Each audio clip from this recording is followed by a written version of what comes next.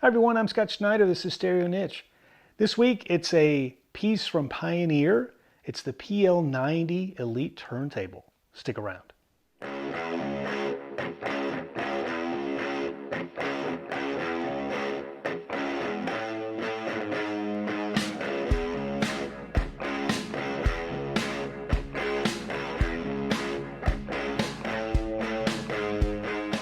All right, so the Pioneer PL90.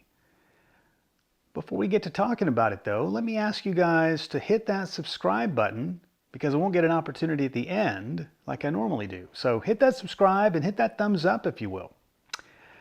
So let's see, the PL90. So the PL90 came out in 1990 for the US, but it was actually available prior to that in Japan. It was known as the PL7L. Not sure how early, but it was quite a few years, I think, it was available.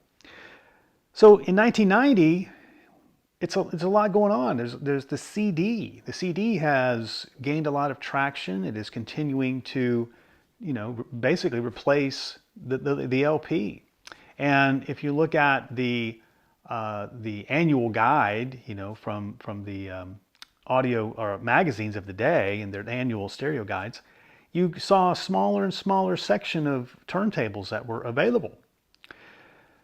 Pioneer themselves, their Elite line, they were coming out with quite a few different offerings of CD players. Very high-end, very expensive, more expensive than the turntable here. So it was an interesting time frame.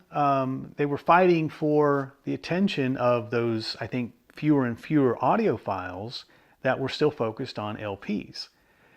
So I think that's why, in this case, it's all about the sound. And similarly to the Harman Kardon preamp I reviewed last week, it was about simple but quality and eking out, the best sound they could get out of what they were putting into it.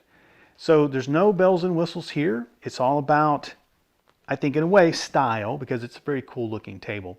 But it's only about making sure that when that needle hits the record, that there's nothing else in the way. There's no other gimmicky, type of functions there. It's really trying to get from the record all the way through to your stereo and get the best sound quality possible, reducing resonance, reducing vibrations as best they can. So not too much else other than that. Now, I did want to point out the cool dust cover.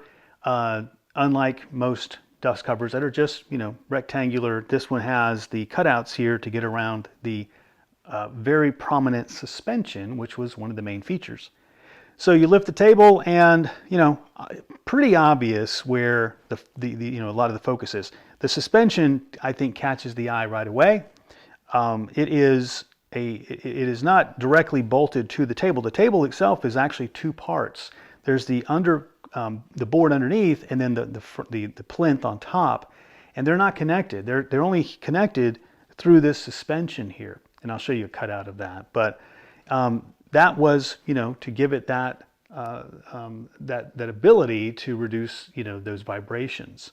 So a pretty cool feature. A lot of technology went around this area. And then the tone arm itself, the tone arm is a ceramic and aluminum.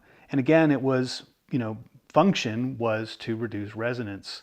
Now that tone arm, I think, was used on other tables, wasn't, just unique to this one, but maybe the ceramic component of it is. I'm not sure if that was used on any other tables.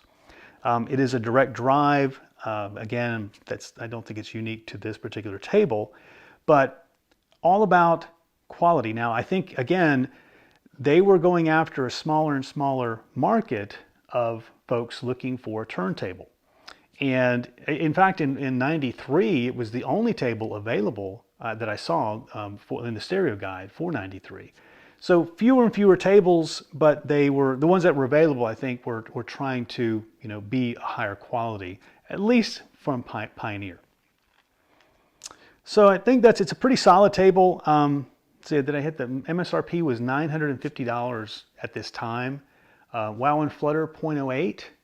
And weight was about 38 pounds. So, pretty hefty unit. I bought this along with pretty much the entire Elite series a couple of years ago, and have all the boxes for everything. That includes, laser disc player, CD player, cassette player, amplifier, preamp, turntable, and even speakers. So happen to have it, all of them that I think were available during that year, which is about 92, 93. So that's kind of it. Don't have much more. I'm going to give you guys up close shots now and going to end it with that because I'm not sure I can really add a lot more. So stay tuned. A lot more coming for this month, which is October, year 1 of Stereo Niche. So thanks for tuning in.